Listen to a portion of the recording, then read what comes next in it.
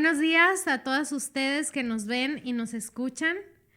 Bienvenidas sean a este nuevo episodio de nuestro podcast Amadas por Cristo, de Iglesia Bautista Gilgal. Mi nombre es Eunice y el día de hoy nos acompaña nuestra hermana Silvia. Buenos días. Buenos días. El día de hoy vamos a hablar acerca de una mujer que Dios usó grandemente para glorificar su nombre. El nombre de ella es Débora. Y nuestra hermana Silvia nos va a ayudar a buscar en el libro de Jueces, en el capítulo 4, la palabra que vamos a compartir con ustedes el día de hoy, que espero que sea de mucha bendición, así como lo fue para nosotras, y que sea Dios hablando a través de nosotras y que llegue a sus corazones, así como lo llegó al de nosotras, y que pueda ser de mucha bendición para sus vidas. Bueno, empecemos. Dice, después de la muerte de Adón, los hijos de Israel volvieron a hacer lo malo ante los ojos de Jehová. Y Jehová los vendió en mano de Jabín, rey de Canaán, el cual reinó en Azor, y el capitán de su ejército se llamaba Sisara, el cual habitaba en Aroset Goim. Entonces los hijos de Israel clamaron a Jehová, porque aquel tenía 900 carros herrados, y había oprimido con crueldad a los hijos de Israel por 20 años. Gobernaba en aquel tiempo a Israel una mujer, Débora, profetisa, mujer de Lapidot, y acostumbraba sentarse bajo la palmera de Débora, entre Ramá y Betel, en el monte de Efraín, y los hijos de Israel subían a ella a juicio.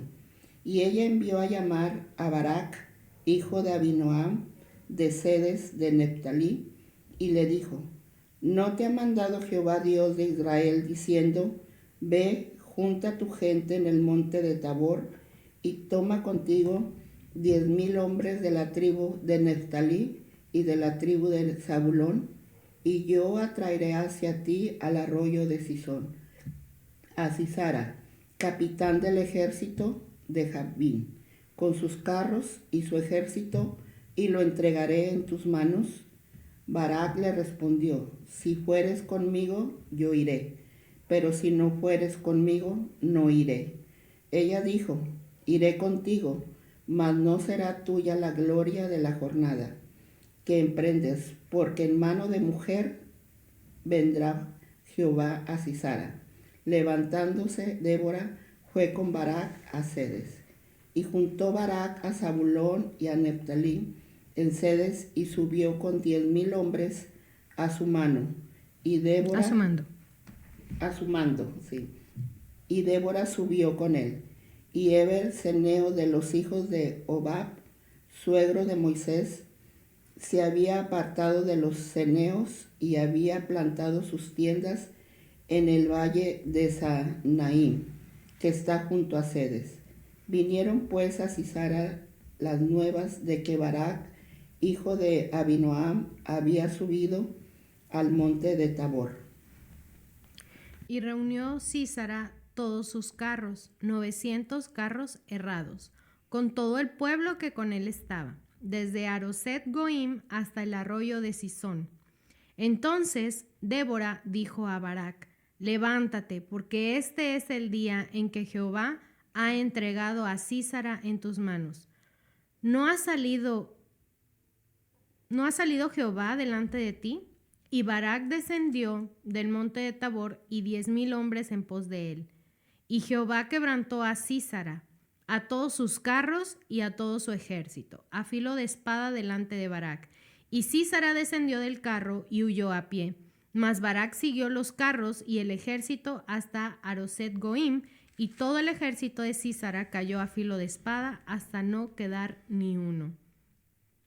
Y Sísara huyó a pie a la tienda de Jael, mujer de Heber ceneo, porque había paz entre Jabín, rey de Azor, y la casa de Heber ceneo. Y saliendo Jael a recibir a Sísara, le dijo, ven, señor mío, ven a mí, no tengas temor. Y él vino a ella a la tienda y ella le cubrió con una manta. Y él le dijo, te ruego que me des de beber un poco de agua, pues tengo sed.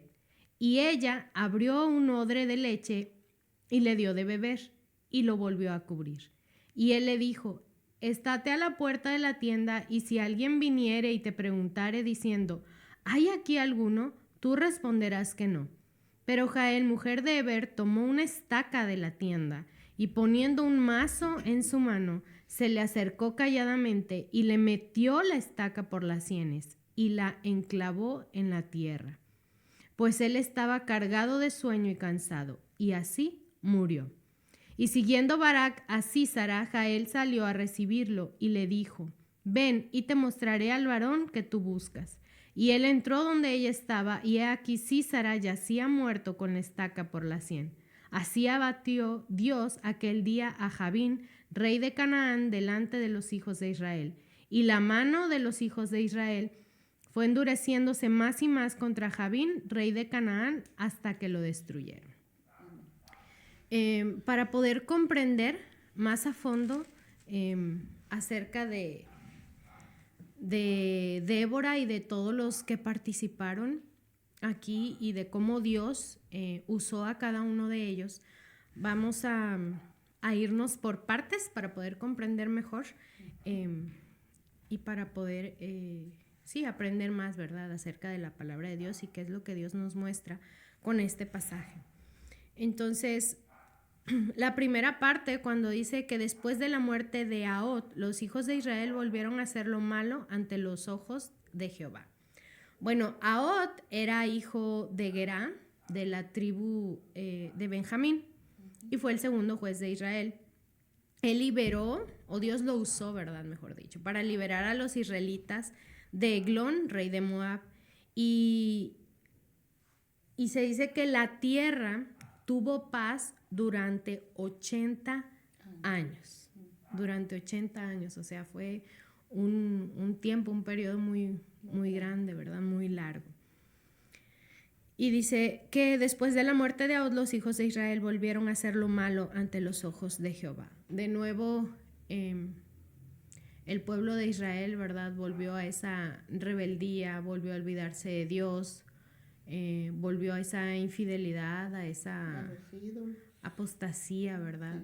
Entonces, si nosotros ponemos nuestra vida a la luz de la palabra de Dios, pues no nada más el pueblo de Israel vuelve, ¿verdad?, a pecar, vuelve a apartarse de Dios, sino que nosotros también, ¿verdad?, en algún momento de nuestra vida, bueno, pecamos siempre, ¿verdad?, a cada momento, a cada instante, pero en algunos momentos de nuestra vida también podemos pasar por esa infidelidad, por esa desobediencia, el apartarse de Dios, el no buscar su voluntad, su rostro, ¿verdad? Entonces vemos que el pueblo de Israel fue lo que hizo. Y también dice que en el verso 2, y Jehová los vendió en manos de Jabín, rey de Canaán, el cual reinó en Azor, y el capitán de su ejército se llamaba Sísara. Entonces, como consecuencia de todo eso, el pueblo de Israel de nuevo queda en esclavitud, ¿verdad? Así como nosotros cuando le fallamos a Dios, cuando pecamos, cuando pues hacemos nuestra voluntad y queremos vivir como nosotros queremos, caemos en esa esclavitud, en la esclavitud de nuestro propio pecado, ¿verdad? Entonces volvemos a lo mismo, volvemos a ser esclavos, del pecado. Y más adelante dice en el verso 3, entonces los hijos de Israel clamaron a Jehová, porque aquel tenía 900 carros errados y había oprimido con crueldad a los hijos de Israel por 20 años. O sea, ellos habían disfrutado, ¿verdad?, de esa paz que Dios les había dado a través de Ahot por 80 años. Pero pues a causa de su rebeldía, de su falta de amor, de su desobediencia, pues vivieron en esclavitud de nuevo. Y entonces clamaron a Dios, pero para que ellos pudieran clamar a Dios, o sea, pasaron 20 años, o sea, 20 años, o sea, es muchísimo tiempo, ¿verdad? Entonces, cuando nosotros vemos a través de la palabra y vemos en nuestra propia vida, pero más que nada con estos ejemplos que Dios nos da a través de su palabra, y vemos la desviación continua, ¿verdad?, del hombre hacia la desobediencia, pues nos damos cuenta de que no debemos de confiar en el hombre, que no debemos de confiar en nosotros mismos. Exacto. ¿Verdad? Porque fallamos, porque pecamos, porque erramos, pero también a través de la palabra de Dios, pues nos impresionamos, porque a pesar de todo eso, a pesar de la infidelidad del pueblo de Israel y a pesar de nuestra propia infidelidad, Dios aún así está con nosotros, ¿verdad? Y Él permanece fiel, como lo dice su palabra, y él muestra misericordia y muestra amor, gracia, ¿verdad? Entonces, a pesar de que Israel continuaba olvidándose de Él, Dios seguía trabajando con ellos y no se olvidaba de ellos. En 2 de Timoteo 2:13, hermana, si nos puede leer, por favor, ¿qué dice la palabra de Dios acerca de esto que estamos hablando, de la fidelidad y de Dios y la infidelidad del hombre? Sí, 2 de Timoteo 2:13. 13, ¿verdad? Si fuéramos infieles, Él permanece fiel. Él no puede negarse a sí mismo. Okay. Aquí nos dice, sí. Entonces vemos cómo esas promesas de Dios ahí están y son verdad. Y se hacen reales, son reales, perdón. Entonces, si nosotros somos infieles, así como el pueblo de Israel lo era, ¿verdad? Dios, aún y a pesar de eso, Él permanece fiel, ¿verdad? Porque Él no puede negarse a sí mismo, Él es fiel. Y podemos preguntarnos, bueno, pero, o sea, ¿por qué? Porque a pesar de que nosotros somos lo que somos, ¿verdad? Él permanece fiel. Porque pues Él nos ama. Él nos ama y aparte porque Él cumple sus promesas, ¿verdad? Él no nos va a dejar, o sea, Él no nos va a salvar y a rescatar y a dejarnos ahí abandonados. No, Dios tiene un plan, tiene un propósito. Y en Filipenses 1:6 dice la palabra de Dios: estando persuadido de esto, que el que comenzó en vosotros la buena obra, la perfeccionará hasta el día de Jesucristo. Entonces Dios no nos va a salvar, no nos va a rescatar nada más para dejarnos ahí a la deriva, sino que Él siempre va a estar con nosotros, Él va a estar trabajando con nosotros porque Él empezó una buena obra, ¿verdad? Y la va a perfeccionar. ¿Sí? Dios no se va a cansar hasta terminar, bueno, nunca se va a cansar, y Él va a terminar esa buena obra, ¿verdad? ¿Hasta cuándo? Dice que la perfeccionará hasta el día de Jesucristo. Entonces, más adelante, también en el pasaje dice que Jehová los vendió en manos de Javín, rey de Canaán, ¿verdad? Entonces Dios amaba a Israel demasiado como para dejarlos que ellos se fueran por su propio camino. O sea, Dios siempre está al pendiente de uno, de su pueblo, de sus hijos, de lo que están haciendo, del camino que están tomando. Entonces Dios no nos va a dejar andar en nuestro propio camino. O sea, Dios nos va a buscar, porque Él es quien nos busca, ¿verdad? Nosotros no lo buscamos a Él, sino que Él nos busca a nosotros. Entonces Él puede usar situaciones y puede usar personas, como en este caso que cuando Dios los vendió, ¿verdad? Y Él usó a Javín, rey de Canaán. Entonces, en nuestra vida, Dios puede usar situaciones y puede usar personas para volvernos hacia Él, para traernos de ese camino de perdición que nosotros mismos empezamos o que nosotros mismos decidimos caminar, decidimos seguir, pues Él nos busca, Él nos trae y nos llama. Y hay un pasaje muy bonito que me gusta, que es Oseas, capítulo 2, versos 14 al 16, hermana, si por favor me ayudan con eso. Dice la palabra: pero he aquí que yo la atraeré y la llevaré al desierto y hablaré a su corazón y le daré sus viñas desde allí y el valle de Acor por puerta de esperanza, y allí cantará como en los tiempos de su juventud y como en el día de su subida de la tierra de Egipto. En aquel tiempo, dice Jehová, me llamarás Isi, y nunca más me llamarás Bali. Cuando yo leía ese versículo, ese pasaje, siempre yo entendía, ¿verdad?, que Dios nos busca, que Él nos va a llevar a ese desierto. Él va a permitir que pasemos por cosas difíciles como consecuencia de nuestro pecado, ¿verdad? O va a usar personas para llevarnos a ese desierto. Sí. Pero una vez que nosotros estemos en ese desierto, sí, vamos a clamar a Él. Y Él nos va a llevar ahí para que nos volvamos a enamorar de Él. Entonces es algo, pues, maravilloso, ¿verdad? O sea, regresar al rebaño, ¿verdad?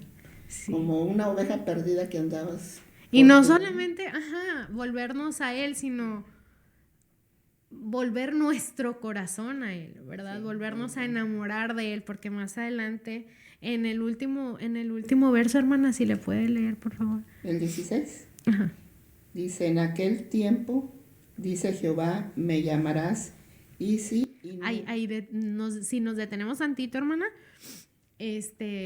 dice que lo llamaremos Isi o Ishi, ¿verdad? Y significa marido.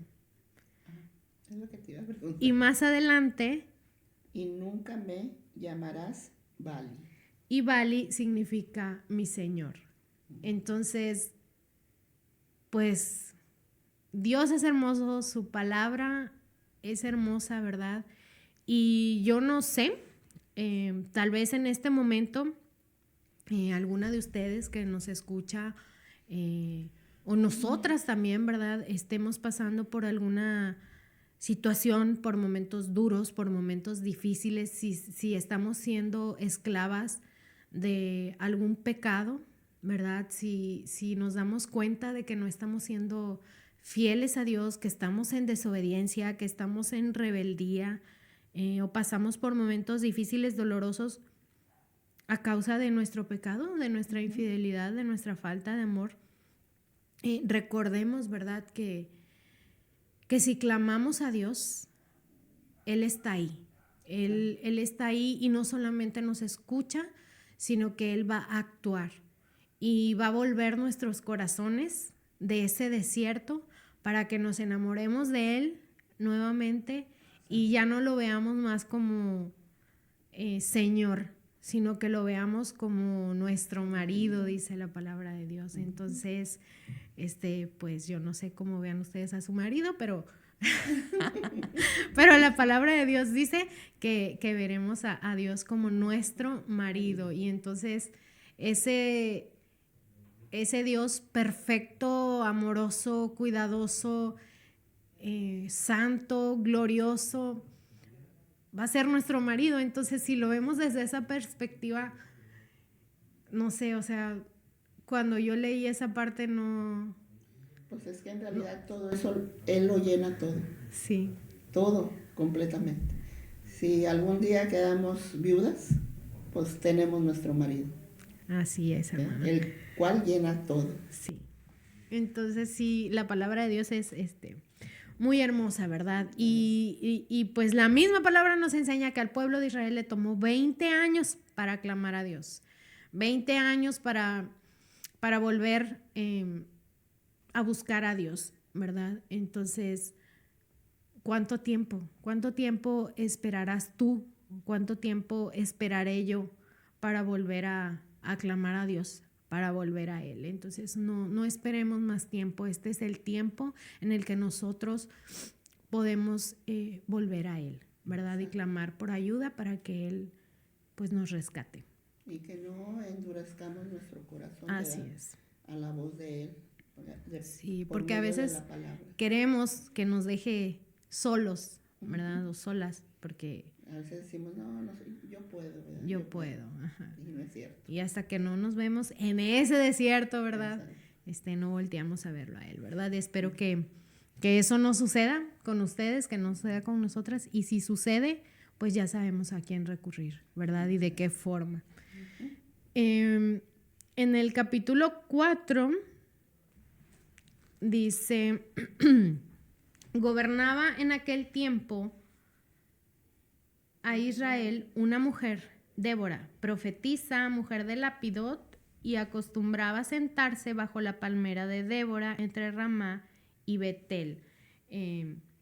Entonces la palabra de Dios nos habla acerca de una mujer que gobernaba, ¿verdad?, en aquel tiempo a Israel. Entonces a lo mejor en ese tiempo era algo así como que muy escandaloso que o algo que ajá, o algo increíble, ¿verdad?, de que una mujer pudiera gobernar a Israel. Y dice aquí que aparte de gobernar a Israel, Débora era profetisa, ¿verdad? Y era una mujer casada. Su esposo era Lapidot. Y acostumbraba a sentarse bajo la palmera de Débora entre la ciudad de Ramá y Betel, en el monte de Efraín, y los hijos de Israel subían a ella a juicio. Entonces aquí nos vamos a detener un poquito y vemos que, bueno, yo investigando, ¿verdad?, el significado del nombre Débora, usted también lo investigó, sí, ¿verdad, hermana? Buscando su significado, ¿qué fue lo que encontró?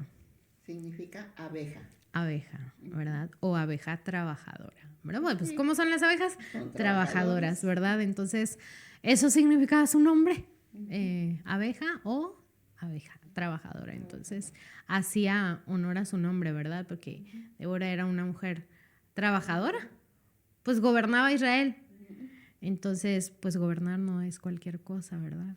Entonces, gobernaba Israel y aparte era profetisa, ¿verdad? Entonces, algunos en ese tiempo, ¿verdad?, en el Antiguo Testamento, incluso ahora, pueden considerar inesperado que Dios levante a una mujer como profetisa, pero vemos que en el Nuevo Testamento se menciona, ¿verdad?, que las mujeres también pueden profetizar, y no nos referimos a adivinar el futuro, sino cuando nos referimos, o cuando hablamos, perdón, o cuando la palabra de Dios habla acerca de profetizar, significa a llevar ese mensaje de Dios, ¿sí?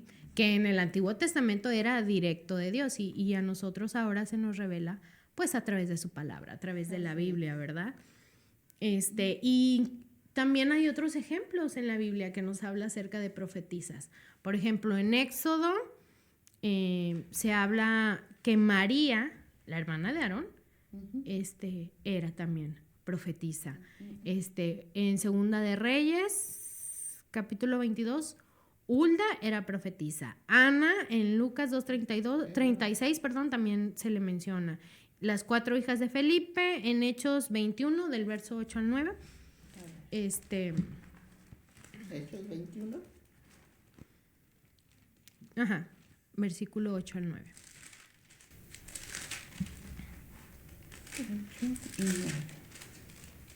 Dice, al otro día saliendo Pablo y los que con él estábamos, fuimos a Cesarea, y entrando en casa de Felipe, el evangelista, que era uno de los 7, posamos con él.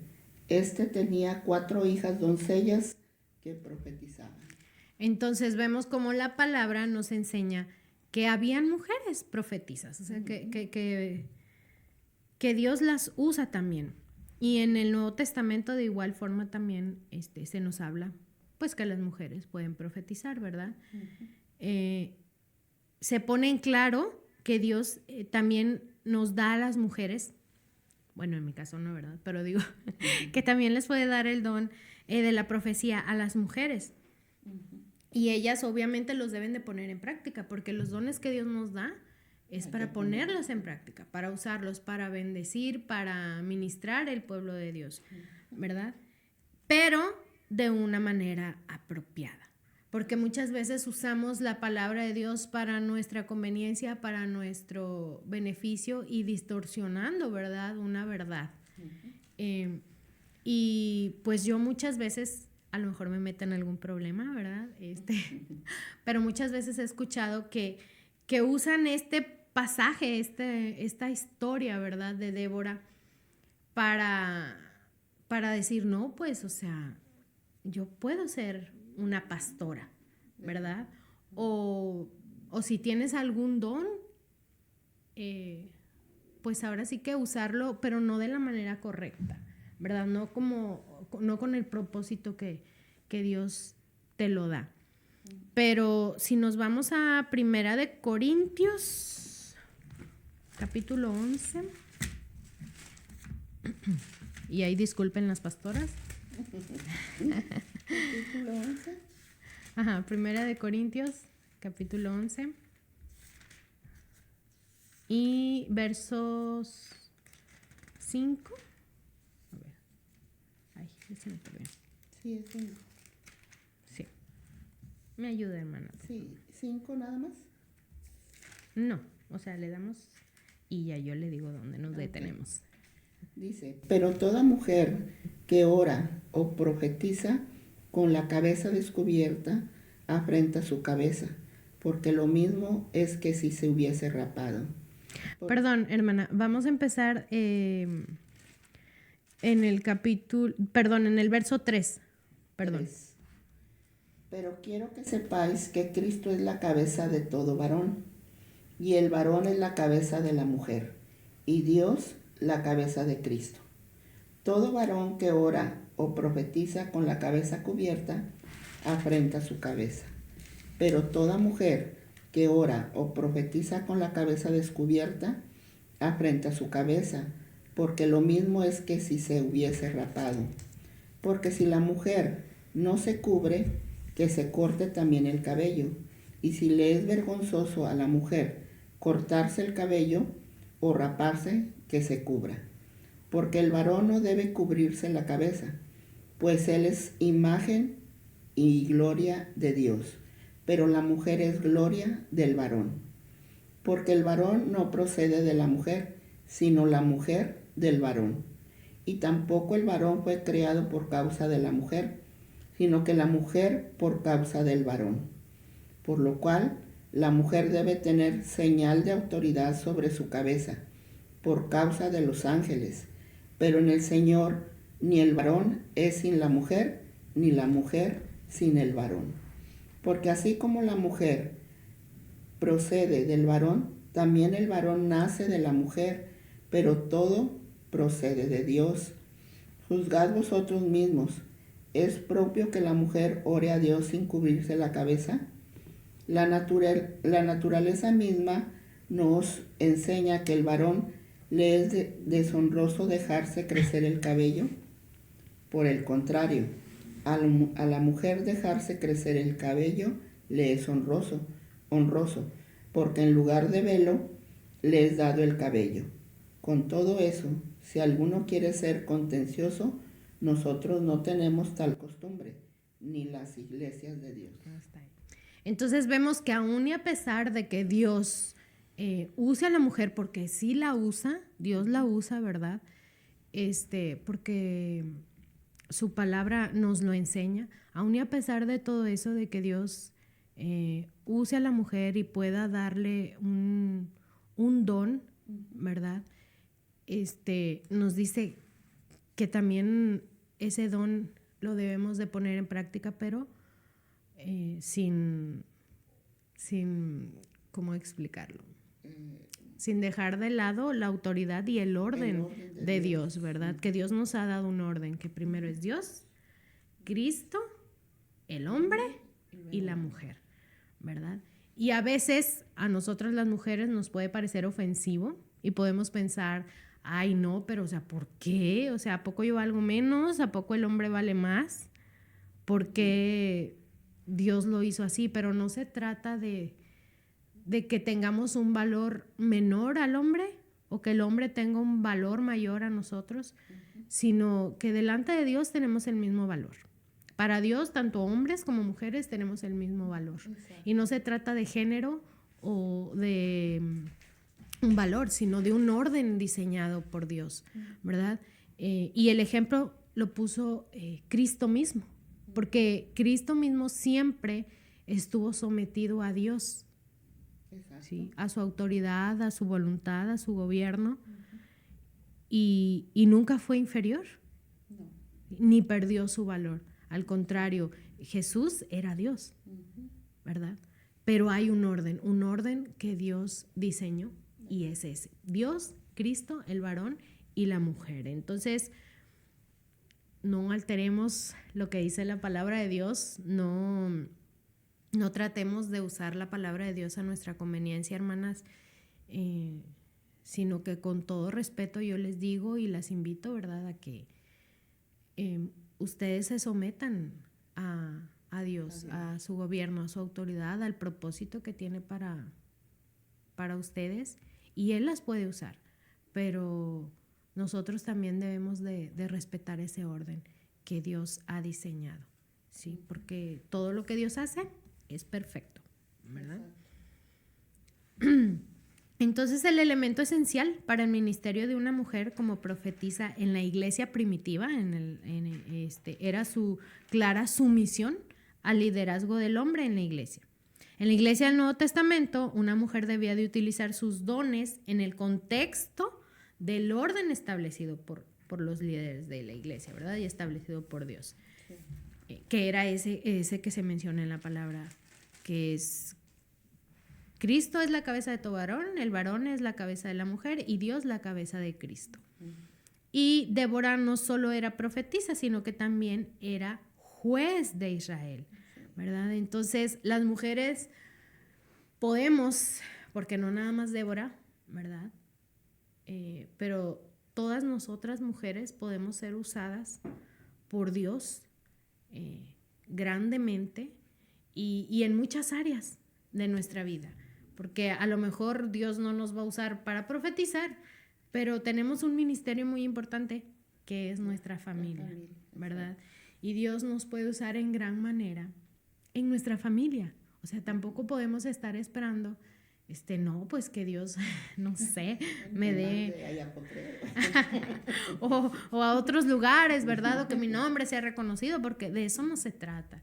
Se trata de que el nombre de Dios sea glorificado, ¿verdad? De que nosotros seamos usadas para el propósito de Dios. No que nosotros usemos a Dios para nuestros propósitos, porque entonces ya estamos cometiendo unas barbaridades y desviándonos totalmente, ¿verdad? Entonces Dios usó a Débora porque ella también era una mujer que respetaba a las personas que Dios ponía en autoridad sobre ella. Y lo vamos a ver más adelante, ¿verdad? Sí. Cuando entra a escena Barak. Sí. Entonces no olvidemos que hay un orden diseñado por Dios, y que no podemos dejar de lado eso o pasarlo por alto porque nosotros creemos que es lo mejor, ¿verdad? Entonces, más adelante, hermana, vamos a regresar a Jueces, porque ya andaba yo en otra parte. Y hacemos una pausa y ahorita regresamos.